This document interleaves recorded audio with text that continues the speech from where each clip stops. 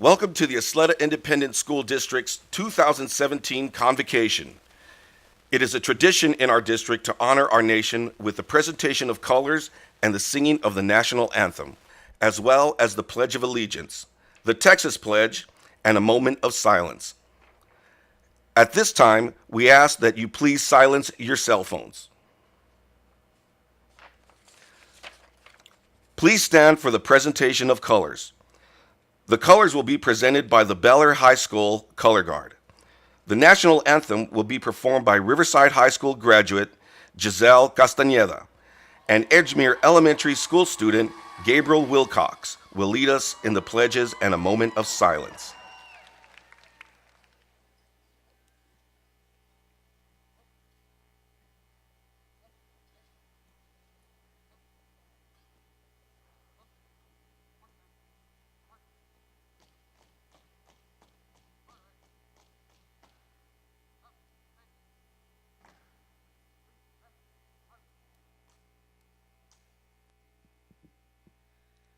Oh, say, can you see by the dawn's early light what so proudly we hailed at the twilight's last gleam, whose broad stripes and bright stars through the perilous fight, oh, the ramparts we watched were so gallantly streaming, and the rocket's red glare, the bombs bursting in air, gave proof through the night that our flag was still there. Oh, say does that star-spangled banner yet wave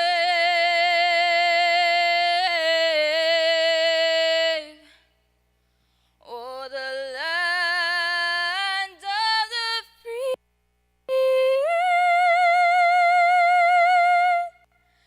and the home of the brave?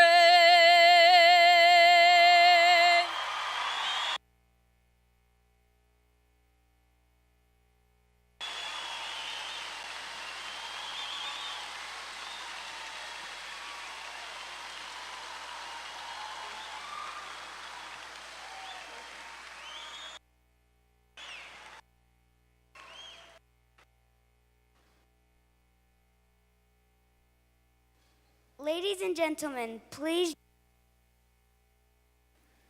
join us in the Pledge of Allegiance. Pledge allegiance to the flag of the States of America and to the republic for which it stands, one nation, under God, indivisible, with liberty and justice for all. Please join us in the Texas Pledge. Honor the Texas state, under God, one and indivisible. Please join us in a moment of silence.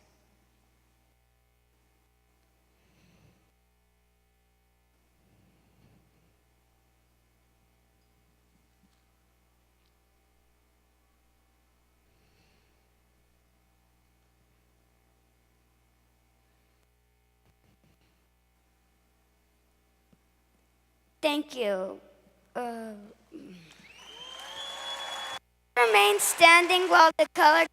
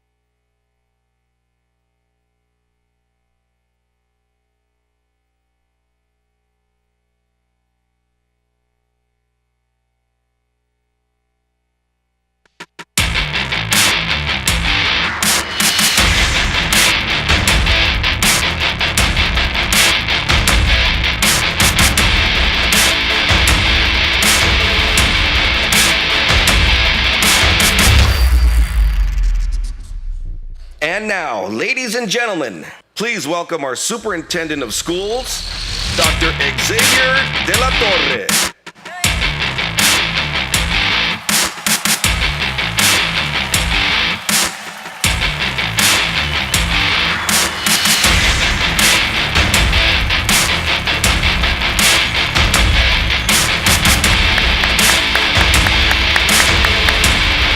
Yeah, you need to get fired up. You need to pick it up.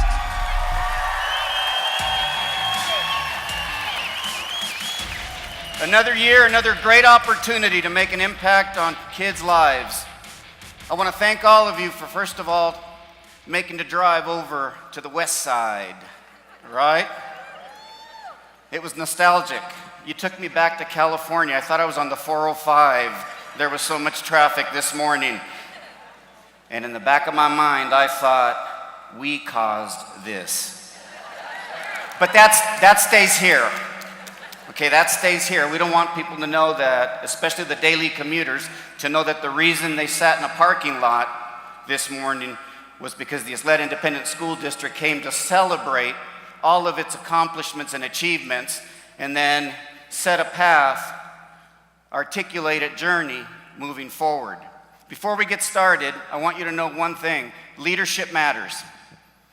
Leadership matters, and leadership is not any one person, and it's not exclusive to any one title. Every single one of us get an opportunity every day to lead. I'm blessed, and I want to introduce you to a bold, ambitious board of trustees that have been supportive and have made a lot of the things that we've been able to accomplish in just a short 3.5 years possible. And I want to start with our board president from the Bel Air High School Learning Community. Give a warm round of applause to Miss Connie Woodruff.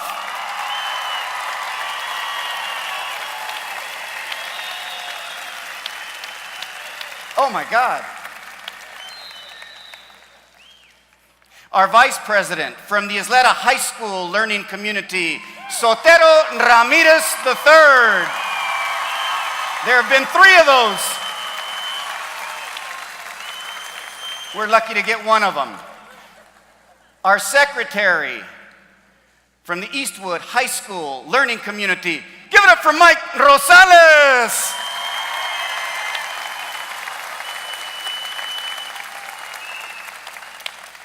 Also with us today from the Parkland High School Learning Community, Richard Kudir.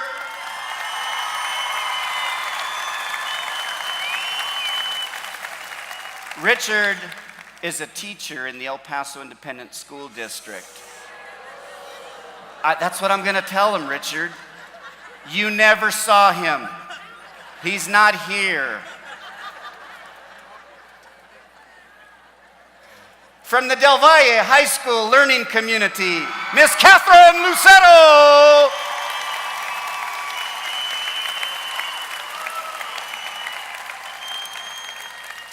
From the Hanks High School Learning Community, Cruz Ochoa.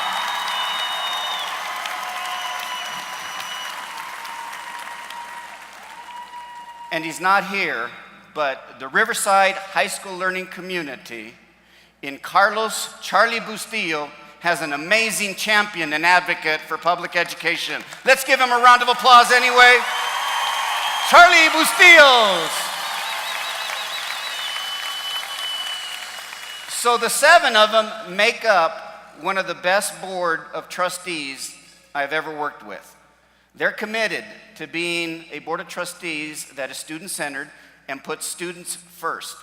And all the decisions that they'll make moving forward will be looked at through the lens of, is this good for our students? They want to be known as an academic board of trustees. That means they want us to keep them up to date and aware of how we're doing academically. After all, our common purpose is around academics. I can't tell you how delighted and excited I am to have these 7 individuals be part of our governance team and part of our leadership team. Again, leadership matters. The second group I'm going to introduce I usually introduce as a group, but I'm going to introduce them individually because every year I get a chance to stand up here and take credit for their work, and I'm not doing it anymore. I want to begin with Ms. Patty Ayala, our Chief Communications Officer. Please stand and remain standing. New to the team, from east of us, name will remain silent, Rosemary Marie Menchaca Mirales, I think the longest name on cabinet, Chief Compliance Officer. The next two are the dynamic duo of Ms. Rebecca Becky O'Neill and Brenda Chacon, the Wonder Twins. Activate, taking care of our middle schools. Please welcome Dr. Catherine Kennedy. Director of District Special Projects and District Initiatives, Abigail Tarango. We've got $90 million in the fund balance. That's our piggy bank, that's our reserve. Couldn't happen without the brightest Chief Financial Officer in the land, Miss Lindley Leeper.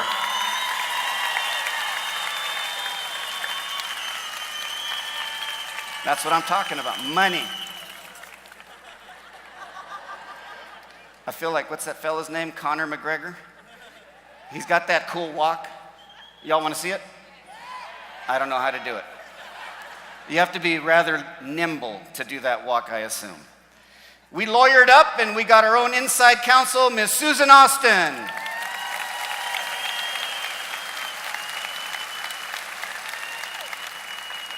Our Chief Human Resource Officer, the incomparable Bobby Russell Garcia. Taking care of all those high schools we're going to talk about in a minute because they are extraordinary and remarkable high schools. Mr. Robert Basurto.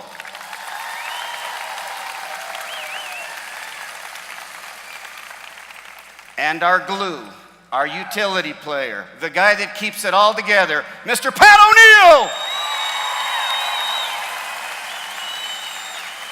That is why the district has accomplished and achieved so much. Those people standing in that front row work hard, harder than anyone I've ever met, to make our goals, our priorities, our outcomes become realities. And they do it selflessly. They don't expect any credit for it, but this morning they get the credit. This convocation is about them and it's about you. Thank you all.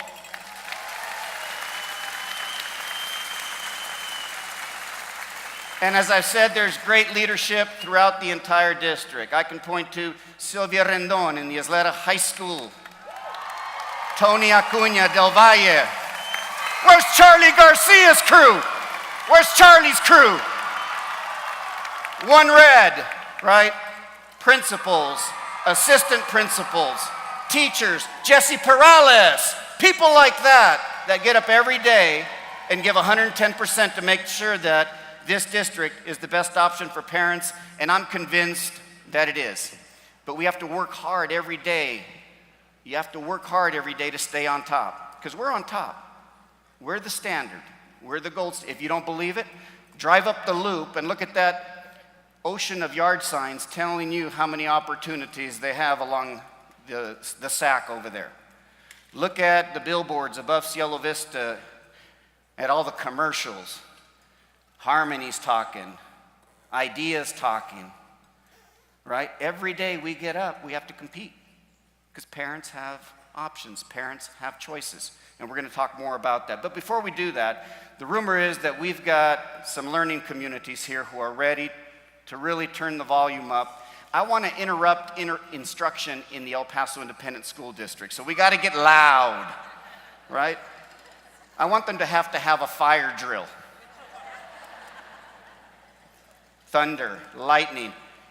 Is Ysleta High School here this morning?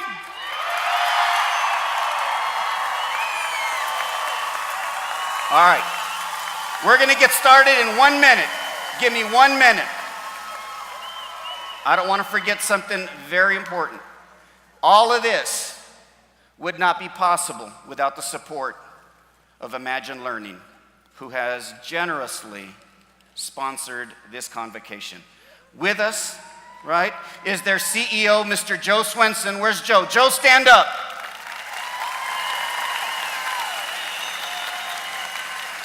And his leadership team, please stand up.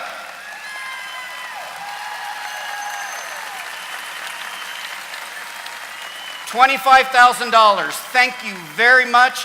More importantly, thank you for providing our students with a great product that helps them accelerate their English language acquisition and their academic language acquisition in every one of our schools. We couldn't ask for a better partner, and that's one of our priorities. Now, Ysleta, are you ready? Kick us off. Start us off.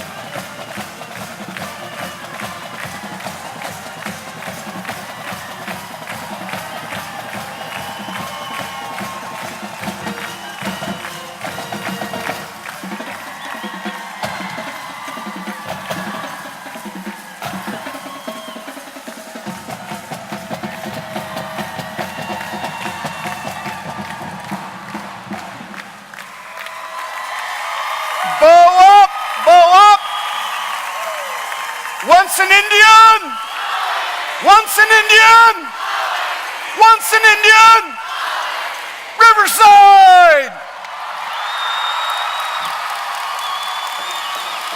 Bring it.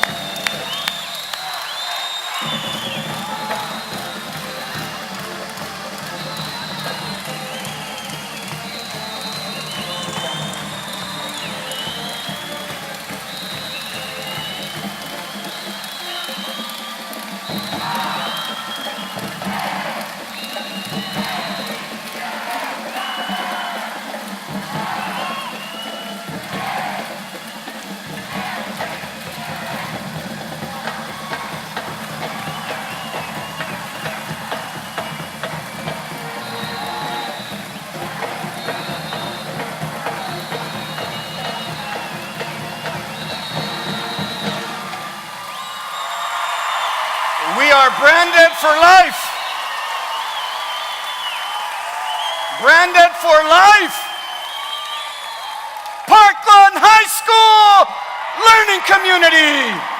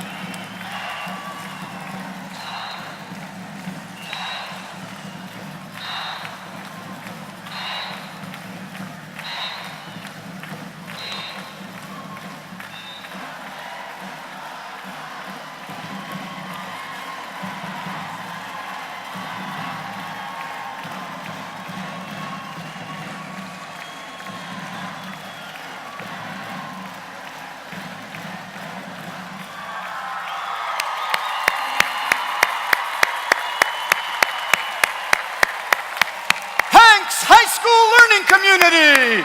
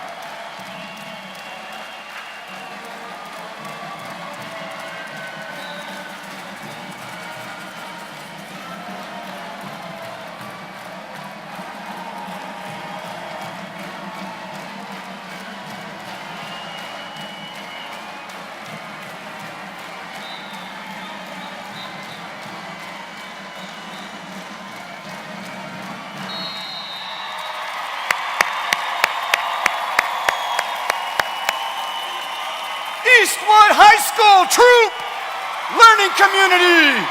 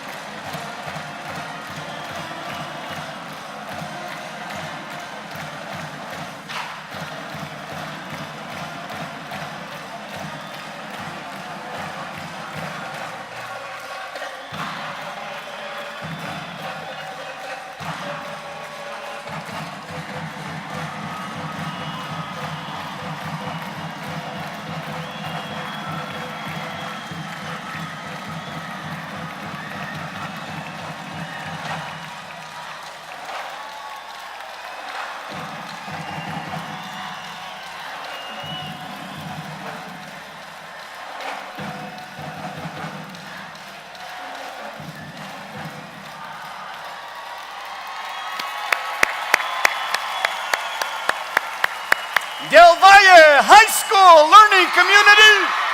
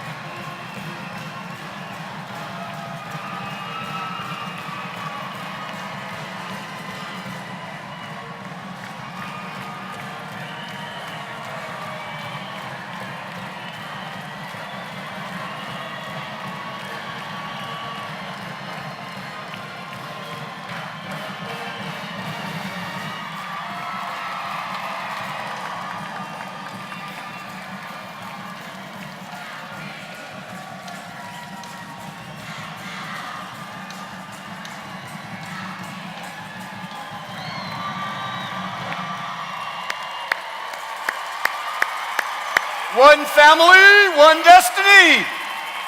One Red, Bel Air High School Learning Community.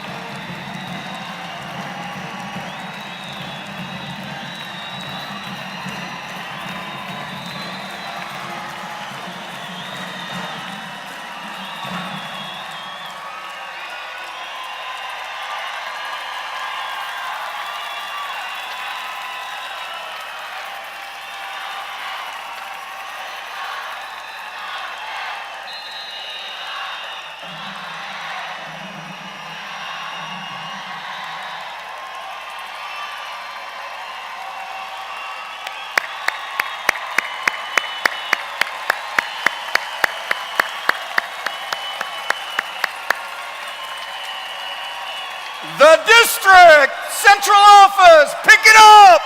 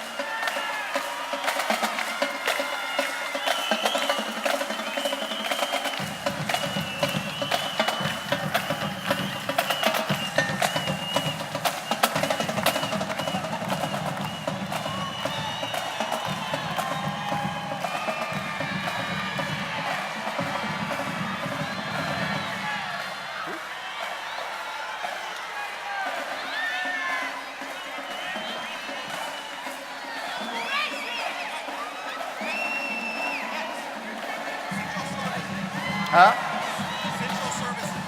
Single. Transportation, food service, grounds. Oh, I thought they were going to get together with them.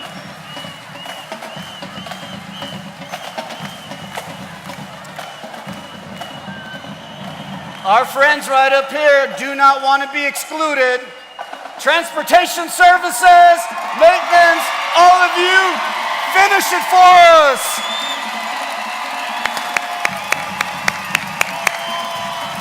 My apologies. Keep going.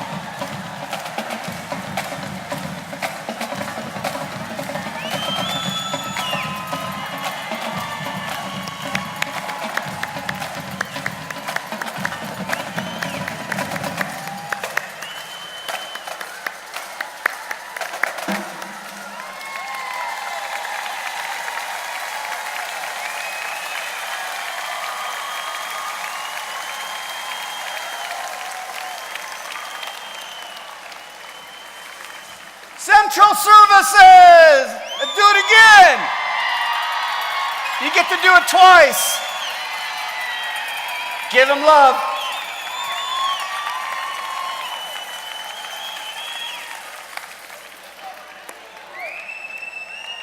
All right. right?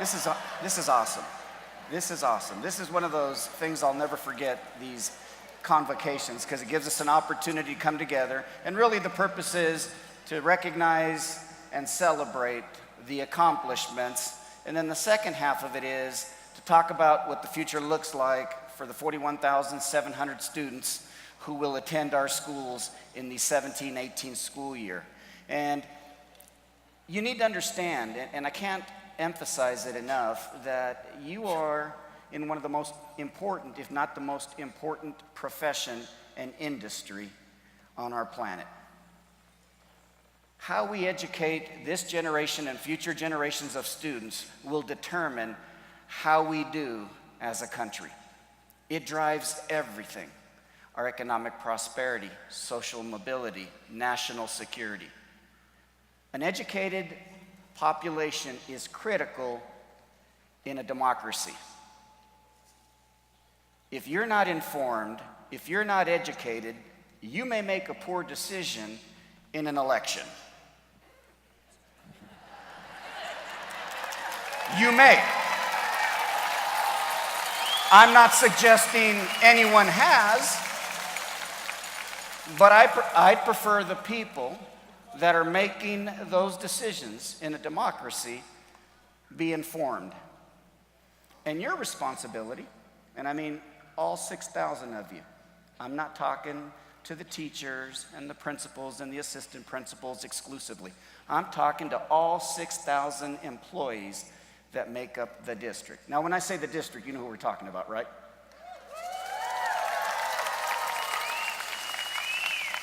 I don't have to complicate it by saying Ysleta, right? Because there really is only one district. So this year, when you talk to your friends, family, neighbors, and they ask where you work or what you do, right? Tell them you work for the district. Now be careful, because someone made me aware of a bar off Piedras called the District. You may want to clarify. I was unaware of that when we went with that slogan, right? But the reality is, and I just read it recently, I know this is going to come as a surprise to you, that over 50% of the children in the American public school system are of color. And over 50% for the first time are nearing poverty, some level of poverty. And that's why I started off with Leadership Matters, because that shouldn't come as any surprise to you. We've had well over 50% of our students for decades be of color. As a matter of fact, 9 out of every 10 students in this school district are Latino, Hispanic, right? But wait, it comes with a responsibility. I won't call it a burden. It comes with a responsibility, because more than 50% of our students are also socioeconomically disadvantaged. They have economic realities that are recessed. When you look at the federal guidelines or the federal standards, they'll tell you that a family of 4 that makes less than $42,000 is considered a family in poverty. So what we must understand is that for many of us, and I know I'm preaching to the choir, we must appreciate that we work with children who come from hyper poverty. Because I was looking at some data on our district, and there are families of 4 that get by on $11,000 a year in certain parts of our district. So when I talk to you about leadership, it's because what the rest of the country is finally starting to experience, we've been working at for decades. And we've been doing it better than most. I recently had my team look and see how we compare to other border communities around Texas, Laredo, McAllen, Mission, some of those cities. And there's no comparison. There's no comparison. You guys are doing phenomenal, phenomenal work.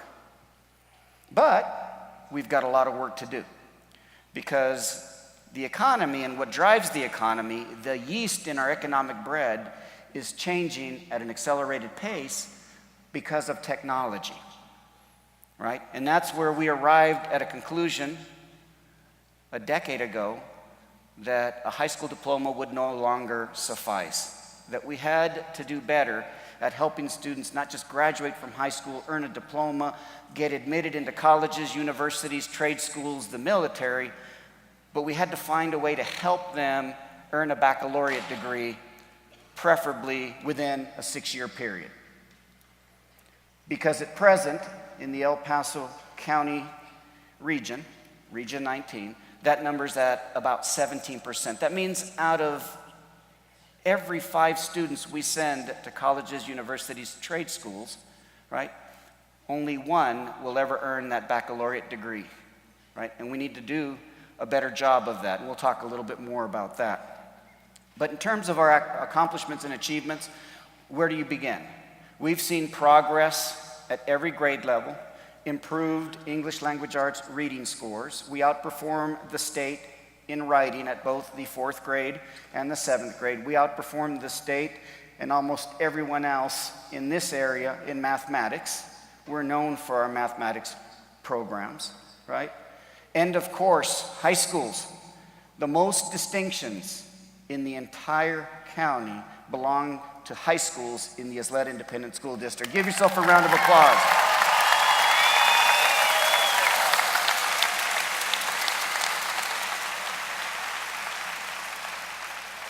So let's look at them all. Boom. Right? Now leave this up there because I want you to understand something that a lot of people don't understand. They assume that demographically we are the same as the El Paso Independent School District and the Socorro Independent School District. And that isn't true.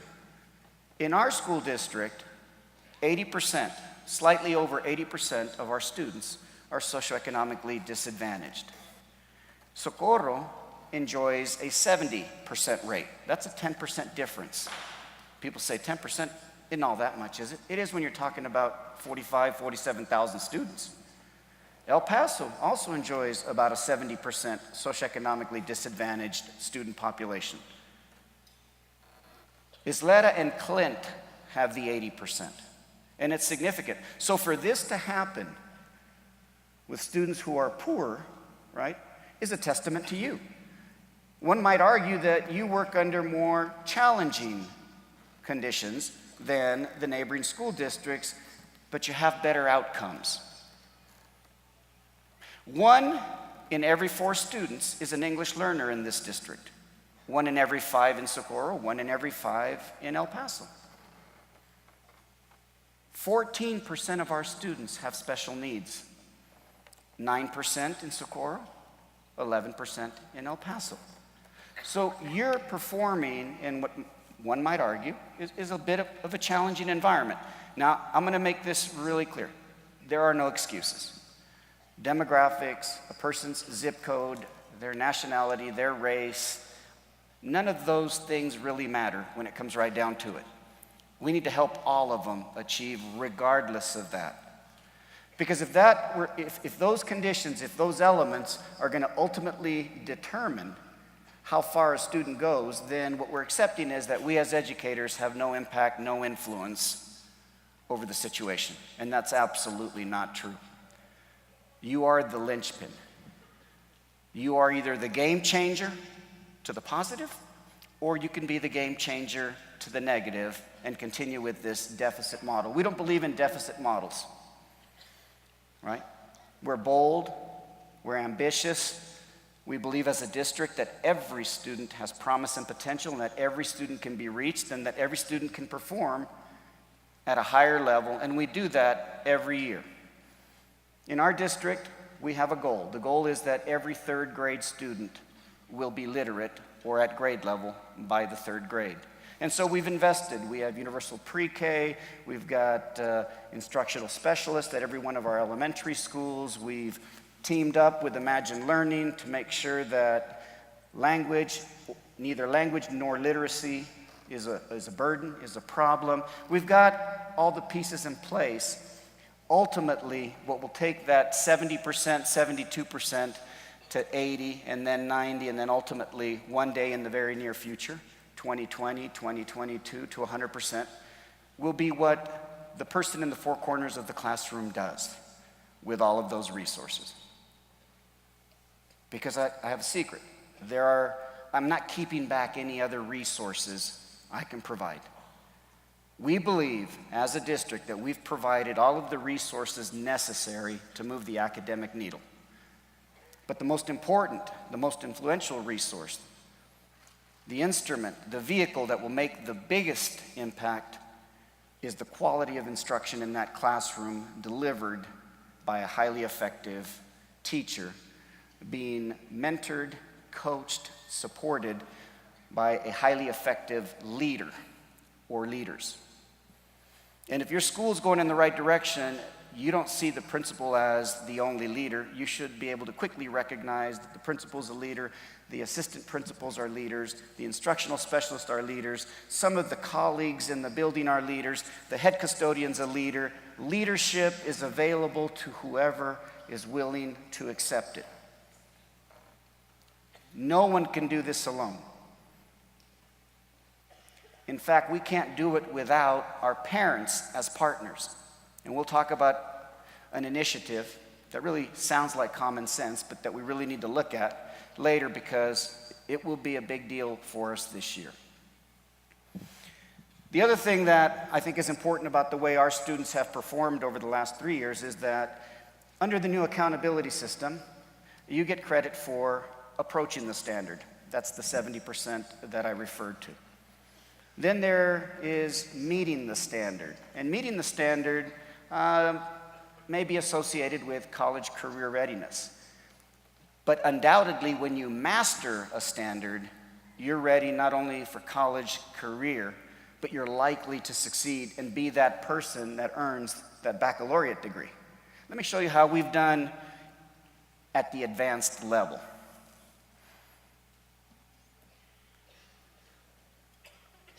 Not in technology.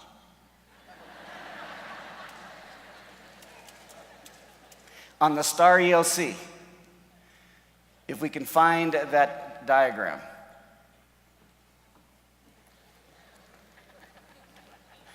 That's all right. Every year since I've arrived and since I've had the pleasure and the privilege, the honor to work with all of you, the number of students performing at the advanced level has also increased. It's one thing to have the percentages increased at the approaching standard level, but when you're doing it simultaneously with more and more students performing at the advanced level, it means that more and more students are college career ready and likely to complete a baccalaureate or a certificate program. And that's what we want.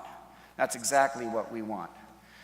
So we want all our students to be literate. So that's one of the things that we're going to have to really, really focus on this year, because the two challenges that we deal with in this community and in this school district is language and literacy.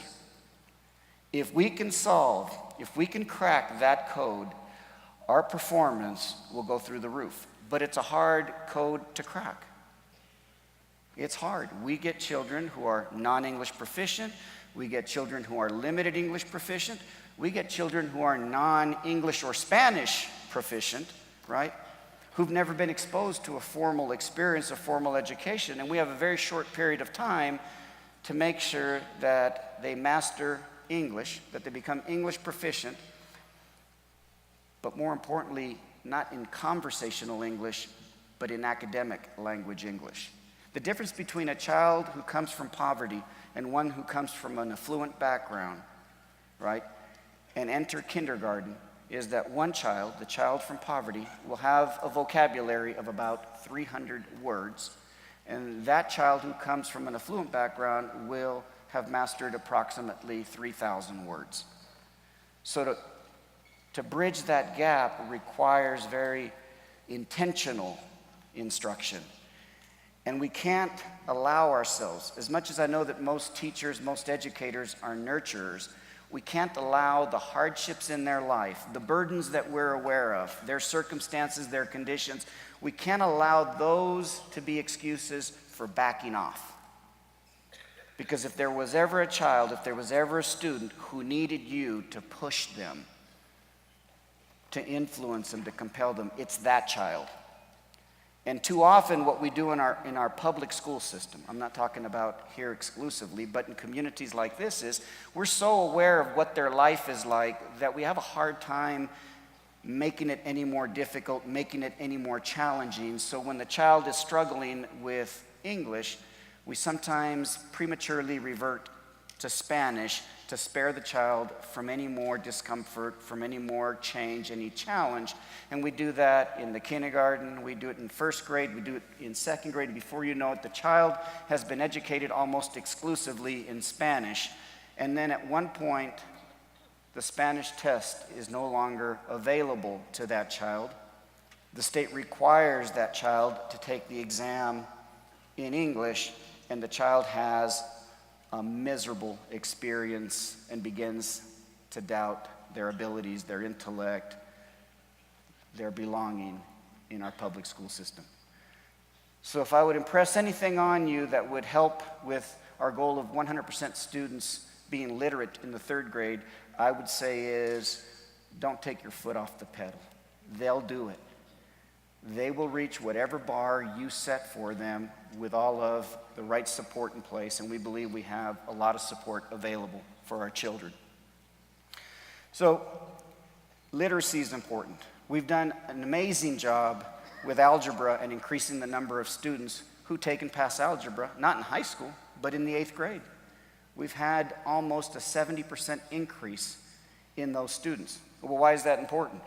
Because students who take and pass algebra in the 8th grade are more likely to earn a baccalaureate within the 6 years of entering a post-secondary opportunity or experience. So we're delighted about that. We've significantly increased the number of students who are in dual credit classes. Not only are we helping the student prepare for colleges, universities, etc., we're helping the parents from a financial lens. We're having success everywhere in the district. We talked about distinctions a little earlier, and I mentioned that Ysleta High School is, I think, one of the only comprehensive high schools in the area that earned all 7 distinctions. Right?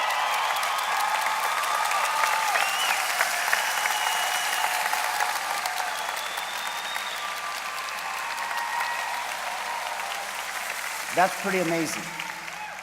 But we also had 6 elementary schools, or 5, I believe, that earned all 6 distinctions at the elementary school level.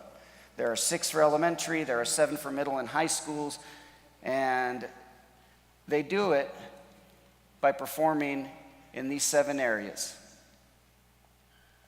So I'd like to recognize the schools that earned the maximum distinctions, and then I'd like to recognize the district in general for having earned more distinctions at the high school than any other district, even though there are some districts that have 10, 11, 12 high schools, right? So our 7 high schools. Lancaster Elementary School, are you here with us today? Lancaster Elementary earned all 6 distinctions. Great job. Judy and Vista Hills Elementary School, all 6 distinctions.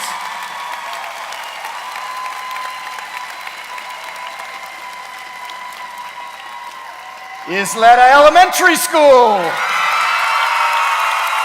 6 distinctions.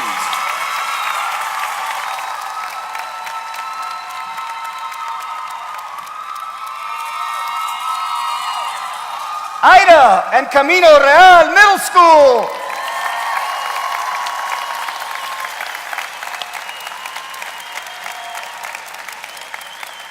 Eastwood Knolls International School.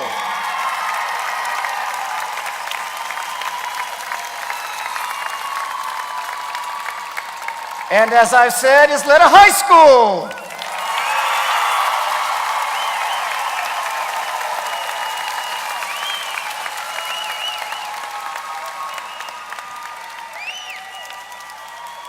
So I believe we had 6 schools that earned all distinctions, the maximum distinctions.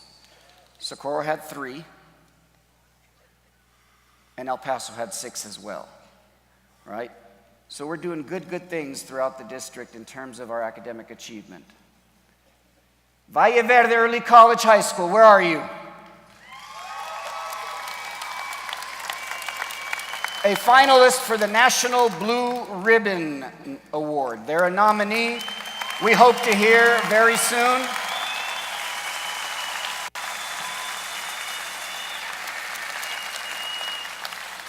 So what's exciting? Where's the Young Women's Leadership Academy?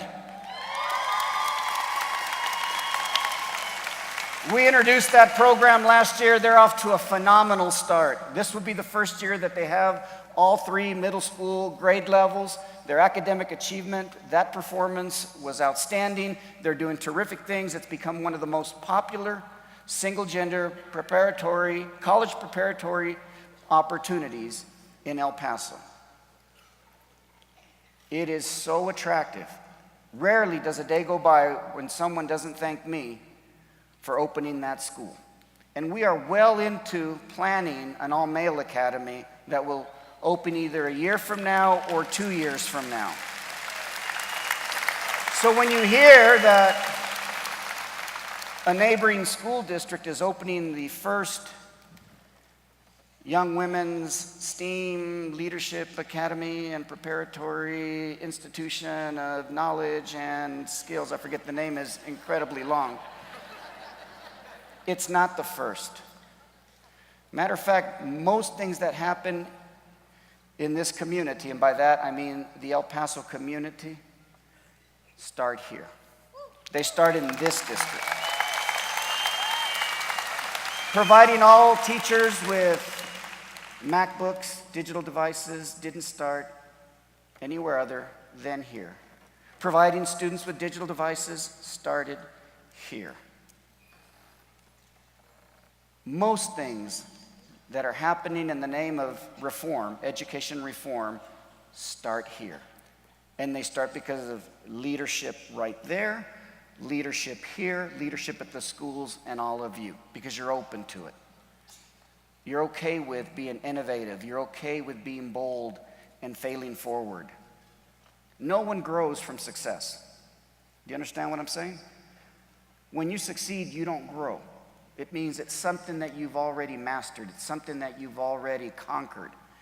You grow from failure, from struggles. Without struggle, there is no growth. So you have to be willing to fail forward to improve. And we're okay with that. We tell our principals, we tell our district leaders all the time, try it.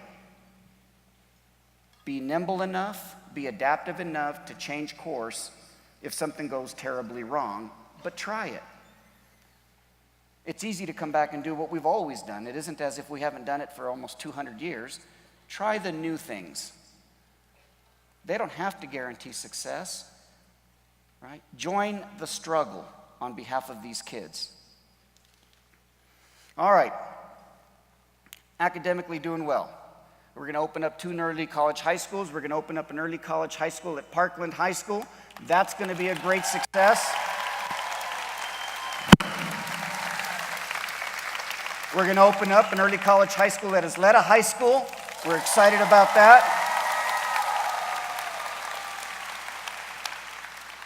All right. As I mentioned, schools are performing well. There's great leadership out at the schools, so academically, this school district is in a great place. Again, focus on 3rd grade reading, focus on 5th grade science, 4th grade writing, 7th grade writing, keep it going. Let's put a little bit more emphasis on our social studies, right? Get those scores up. Keep doing what we're doing relative to end of course. No one does it better than we do. That's something that I'm very proud of, and I want you to be proud of, and I want you to keep pushing the envelope. My message is, do not become complacent. We get to celebrate here, and then we get to go back, roll up our sleeves, and go right back to work. There is no more important work than what you're doing. I promise you this. It's the most important thing happening on the planet. I know it's a huge responsibility, and I hate to place the burden on you, but it's yours. It's ours. No one is doing more important work in terms of society, in terms of as I said, the economic prosperity for this country, the opportunities for our students. No one is doing more important work than what you're doing, and it's hard, hard work. People who are not in education do not understand or appreciate what you all do every day. It's silly. It's silly to believe that you get all your weekends off, and you get all the holidays off. All of you are home by 3, right? The whole summer you just get to just relax. Paradise. They're naive. They don't appreciate how much we work, how much you work. And I need you to keep doing that. I need you to be aggressive, ambitious. I need you to appreciate that we have children whose life will always be influenced and impacted with the experience that they have either with you or with people at your school. All right, so enough about the academic thing. We've got a great team. I look forward to it. The bond program, 2015 bond program. We got some exciting things coming up. Look at that. Bel Air Middle School. That right there is potentially the new Bel Air High School athletic complex. 2 stories. 2 stories, running track around the foyer. When you walk in, it'll be a lot like this. You don't walk in the gym and go up the bleachers. You'll walk in off the street and go down into the bleachers because there's a second floor with auxiliary gyms, a gymnastics facility. It will be phenomenal. You just saw Eastwood High School, one of the most comprehensive, complex projects ever attempted in Texas. Thomas Manor.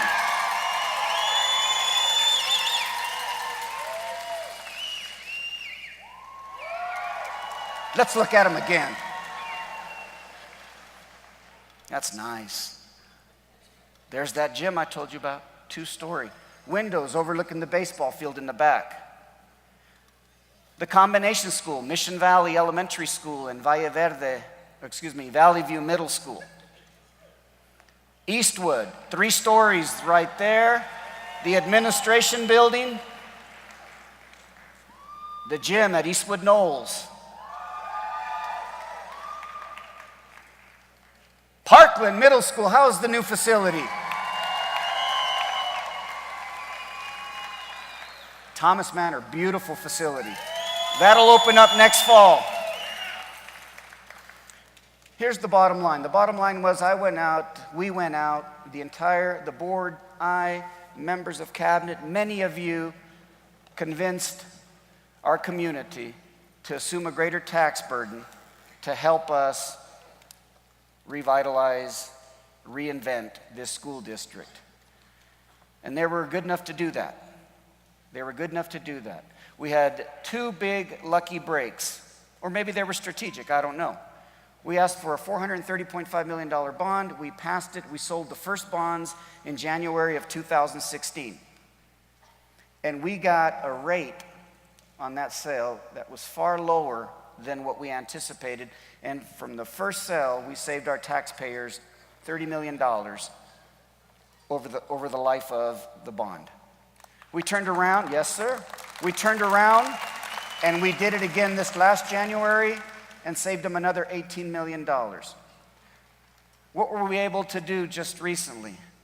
The board made it clear that we cannot be cavalier with our taxpayers' money.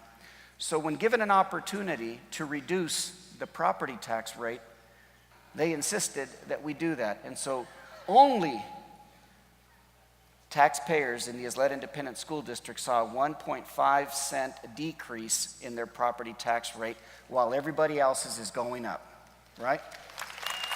Only in the Ysleta Independent School District do you get a 20% homestead exemption added on to a state $25,000 exemption to give you one of the lowest property tax rates in the area to support our homeowners. We said there are 4 things that are going to happen with this bond. 1, the bond will come in on time. The projects will come in on time. They'll be available to the students when the students need them. They'll be available to the public and accessible to the public when we said they would be accessible to the public. 2, they will come in under budget.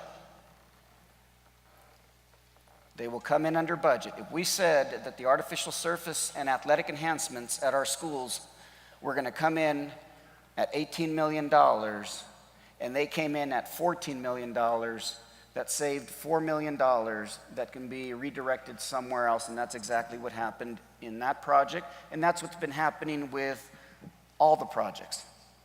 It gets a little harder as the projects get bigger, right? 3, that these buildings, these remodernizations, would be the quality that our students need, expect, and deserve.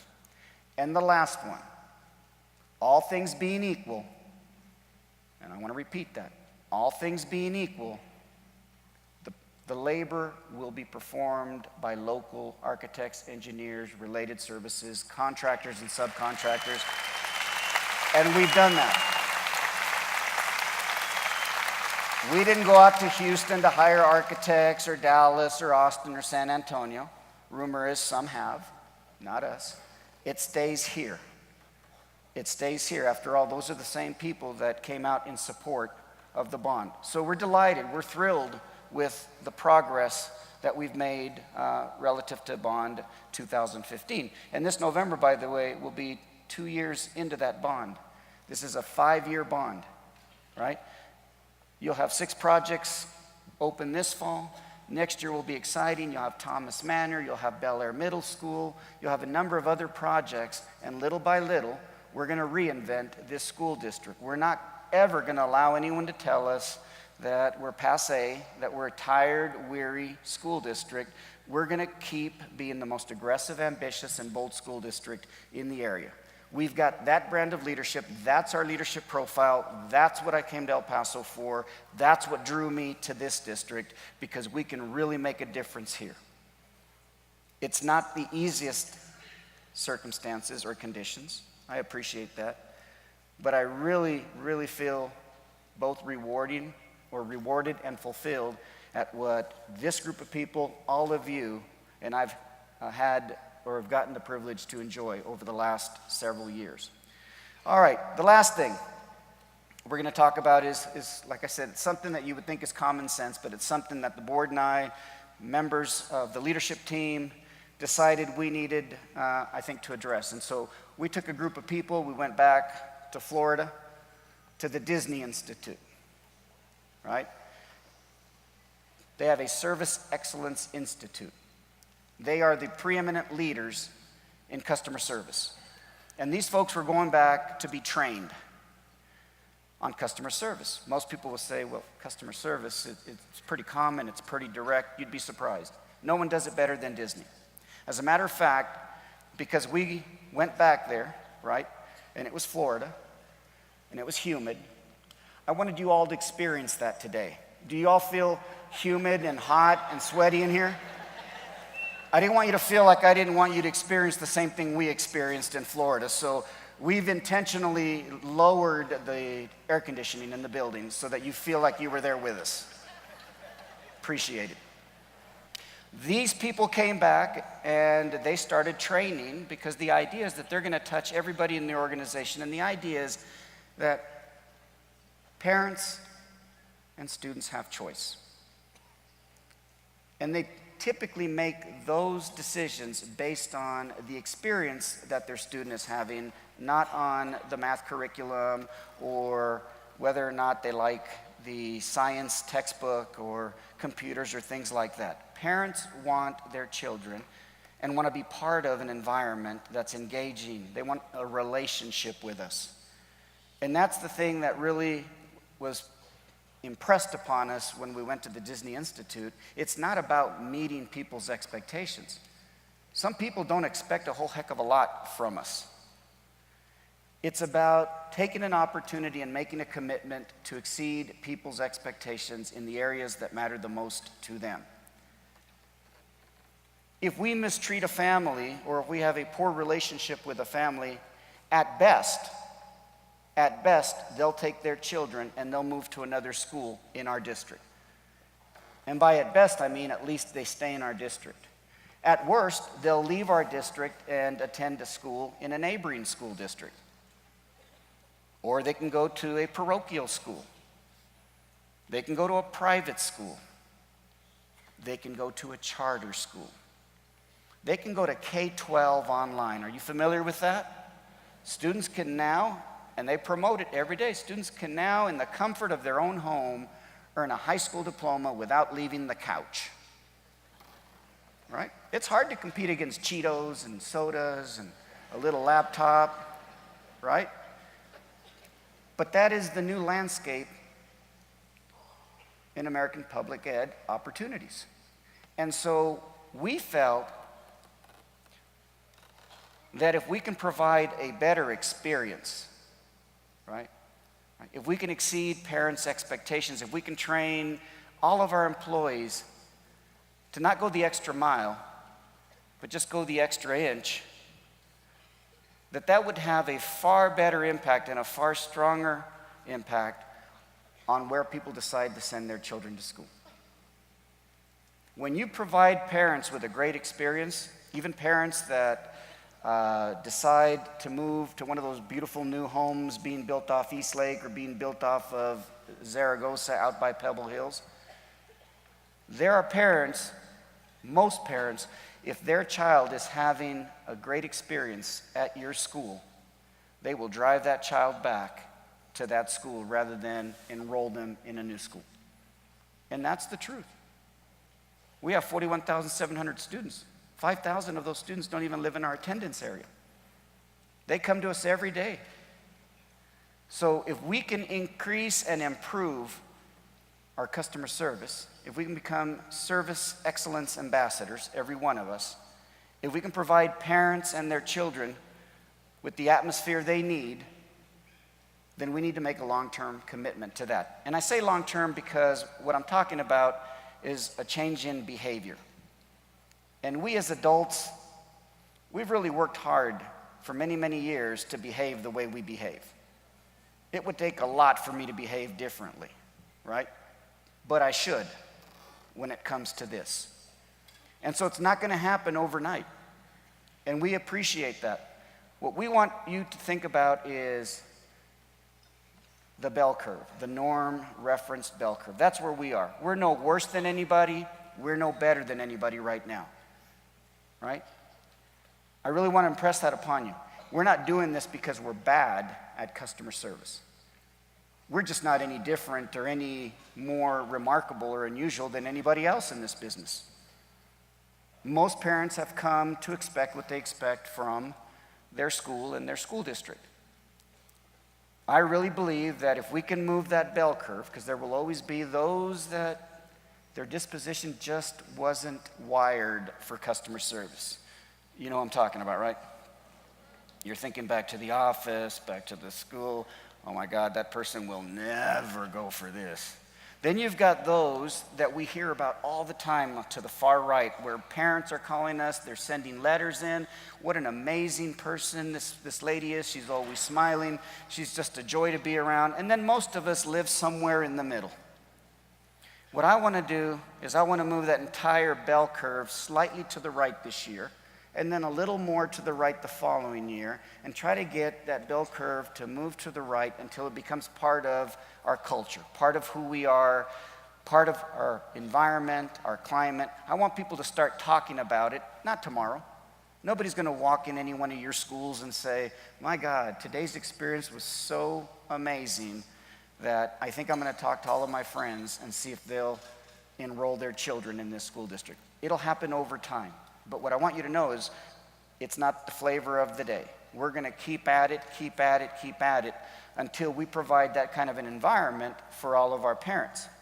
And that means, by the way, both external stakeholders and you.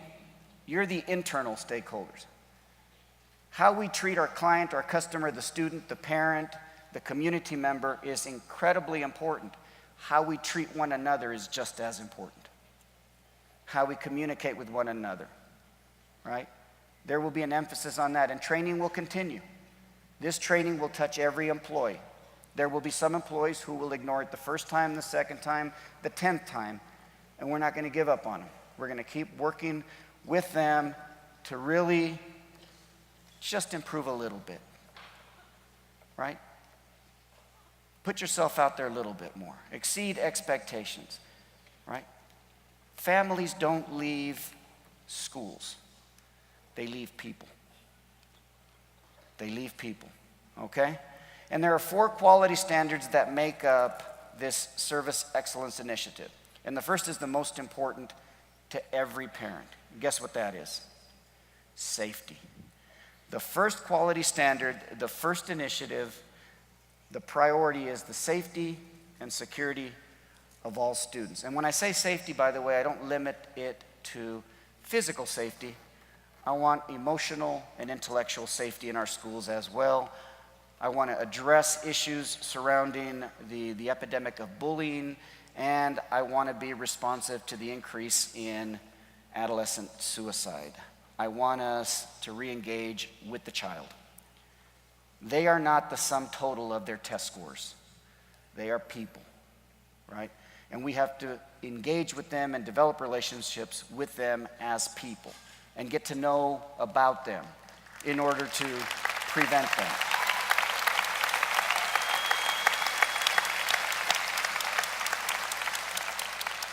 So all the principals are working with their faculty and staff to come up with ways to guarantee or at least decrease the likelihood of any physical harm coming to any one of our children. They're also looking at how can we decrease the likelihood of any emotional harm or intellectual harm to those same children, right? And I know it's not easy. It's hard to be responsible for what happens in social media, trust me. Text messages, right? It's almost impossible. And we somehow still have to be there for a child who's being mistreated, whether they're on the school campus or they're at home.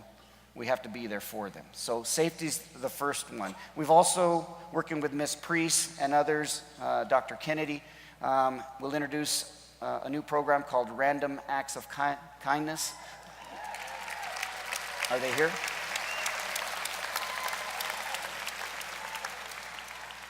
Random Acts of Kindness is a national program. It's a free program. It works with principals, teachers, staff to help them create an environment where kindness and being kind is being acknowledged, recognized, and reinforced. The second thing, or the second quality standard, is courtesy. It's just courtesy. So stop doing that. Just kidding. Go ahead. It's courtesy, it's bringing back, reintroducing the idea that being courteous, being engaging, really listening, not texting while someone's trying to talk to you, getting up from the desk when someone comes to the counter. Let's just work on being a little more courteous this year than we may have been last year, okay? As my superintendent once told me, I had a meeting, and I know I shared this with some of you, with a parent or parents, and apparently I was a high school principal. I opened a high school in 1998, was principal for 7 years, but I guess one of those days I must have been a little bit short. I can be, believe it or not, a little sarcastic, and not everybody appreciates my sense of humor. So apparently this family didn't. And they went straight down to the district office, the central office, and they met with the superintendent, Jake Rankin, 6'5", wore one of those big cowboy hats and boots and things like that, and he promptly called me. He never called me. That should have been a red flag. That he wanted to see me immediately. And so I drove down to the district office and I waited out there. And Jake was one of those guys that had a swivel chair, and behind his desk he had a glass doors that he looked out at the trees and the park and everything behind. It was nice, manicured, a little stream, I think. No, I know, because there were times when I sat there for 20, 25 minutes and he didn't say a word. He stared out the window. Because that was his leadership style. If I went to ask for something, he didn't feel like it was his responsibility to respond to me within any prescribed period of time. He was going to think about it for as long as it took. And sometimes it took 20 minutes with me staring at the back of his head, occasionally looking out the window too. And then he'd swivel back and look at me and he'd say either very well or we're not going to do that. Is there anything else? And I'd get up and I left. So he did one of those on me. It wasn't 20 minutes. And he said, you know, Xavier, it takes absolutely no talent, no skill, no attribute to piss people off. Anyone can do that. I can find anyone to do that. He said, the skill, the talent, the attribute I want you to work on, right, is not retreating from our values or our rules or our policies or our regulations, but to be able to frame it and communicate it in a way where the person may not be satisfied, but you didn't irritate them anymore, right? Because he said, if you're going to do that, I can find anyone else, anywhere, to do the same thing. That's not a skill. Develop that skill. I've tried to develop that skill. I've always remembered when I'm going to have a difficult conversation with somebody that it takes no talent, it takes no skill for me to irritate them a little more just to show them that I'm the principal or the superintendent or the associate superintendent. The truly gifted leader finds a way to adhere to their values, their standards, but do it in a way where the person leaves not having lost respect. And that's what we want, even when we're faced with parents who are unreasonable, right? When we were in Disney, the example they used was they couldn't count how many times people would come up and say, excuse me, can you tell me what time the 3 o'clock parade starts? Now, the natural inclination, mine, you know where I'm going, right? But they were trained and they had to role play on how they would answer that question. What time does the 3 o'clock Main Street parade start? Right? That's good stuff right there. You just set it up. I mean, I can go anywhere with that. But that's just as an example. So courtesy is the second quality standard. The third quality standard is innovation. And we talked about it a little bit. And by innovation, what I mean is I want all of you, whether you're a principal, a teacher, whether you work in maintenance and operations, transportation, to always be thinking about how could we do this differently? How could we do this better? All right? How could it be more efficient? How could students be safer? And by the way, who's responsible for safety at all of our schools? Every single one of you. Every single one of you. We don't want to be, I'm a custodian. I see two boys about to get into an altercation, a fist fight. I don't want you to believe that you're just the custodian, that you can't play any part in that. You have to understand that the expectation is that at the very least, you make someone aware of the possibility that there could be an altercation. At the very best, you find a way to delicately insert yourself and prevent it from happening. Because we are all responsible for the safety of those children. We become their surrogate parents when their real parents drop them off. I know it's not a responsibility you want, but it's a responsibility we get. And that's the truth. But be innovative, always thinking about how things could be improved. Even if it may not work out the way you thought it would, you have to struggle to make progress. The fourth has to do with accountability, and it's something that I think we as a district, I know we as a leadership team have always prided ourselves around, and that is when things are going well, I'll get in front of a camera. I'll talk it up. But I want you to know that when things aren't going well, I'll get in front of the camera. I'll accept ownership, right? We're not perfect. No one's perfect. Things happen. We accept accountability for both the things that are favorable and reflect well on the district, as well as those things that don't reflect as well as we'd like on the district. So hold yourself accountable, hold one another accountable. We're a team. We have what's called a cascade effect. That is that I cannot be a successful superintendent without having a successful group of leaders who have successful people working for them, who help principals become successful, where principals and assistant principals help teachers become successful and staff become successful. We are all tied to this together.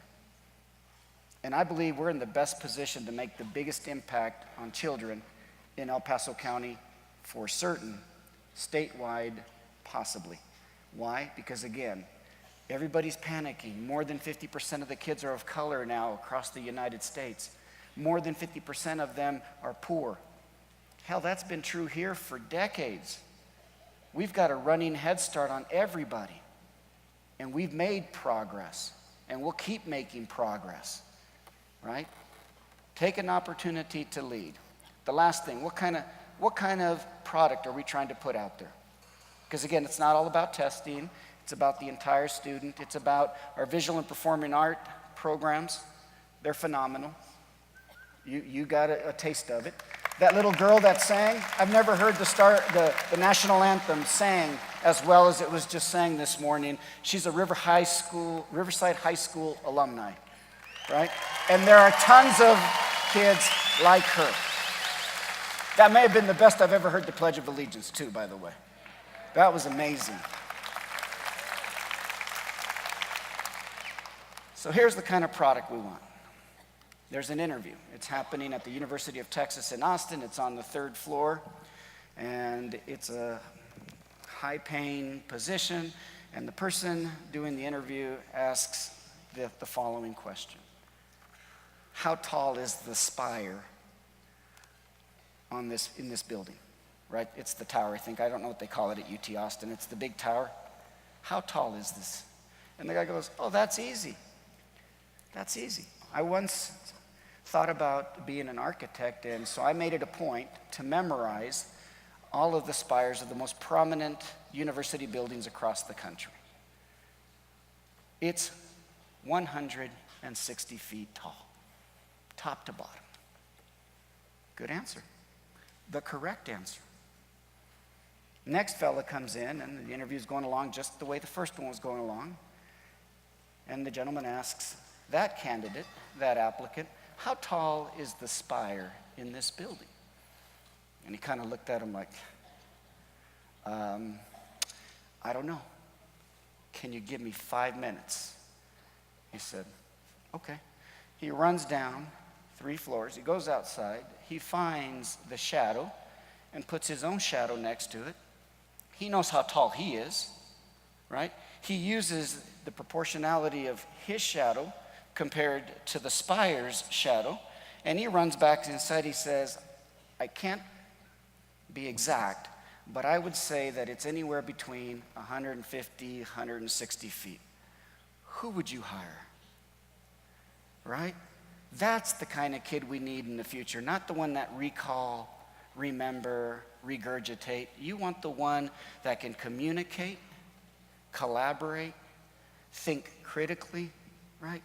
Because that's what the future holds for our students. And guess what? Those tests that we give them don't measure that, right? So if you can couple that with an experience, right? You can couple that with the experience. Now, I'm not saying those tests aren't important. Because the first thing I do when I get those scores is I start comparing, right? But if we can produce that kind of student, this country's going to be okay. We're going to be fine. And unfortunately, you can't really get that from a paper pencil test or a computer-generated test, right? And believe me, there are some answers that are wrong, but there are just some answers that are less right than others. And we have to encourage students and give students credit for that. So I'll give you one more example. Spelling bee, right? 3 kids at different times. How do you spell cat? CAT. That's the right answer. Second child, how do you spell cat? K-A-T. That's not the right answer, right? Third student, how do you spell cat? W-Y-Z. Certainly not the right answer. Could we argue that the K-A-T is more right than the W-X-Y or whatever? And what's really interesting about that is that if you look at cat in the dictionary, it is C-A-T, but followed by C-A-T is what? The phonetic spelling, and the phonetic spelling of cat is K-A-T. So let's give kids credit for progress, or for not maybe getting the answer exactly right, but being somewhere in the ballpark, because that encouragement, that enthusiasm, that acknowledgement that they're right there is what oftentimes will push them over. And if you do it the opposite way, and you treat K-A-T the same way you treated X-Y-Z, you've done a huge disservice to the child that did it K-A-T. Don't do that. Have a phenomenal year. Enjoy lunch before you go back. We're going to have a great year this year. Again, humbled, privileged to be part of the district and to serve as superintendent. Have a wonderful day and a great school year. Thank you.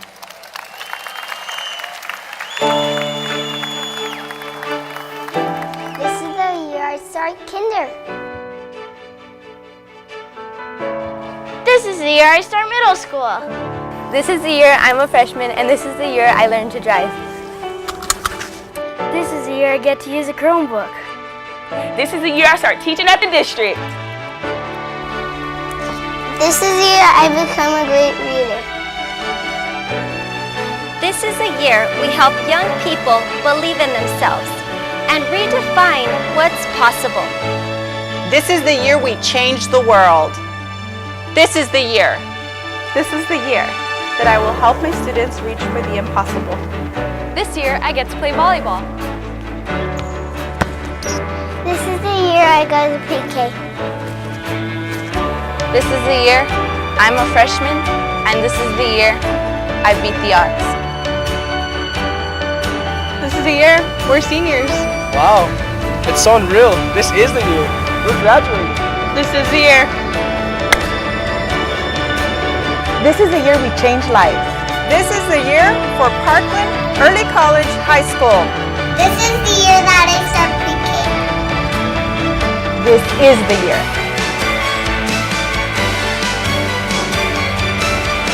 This is the year for El Paso's finest.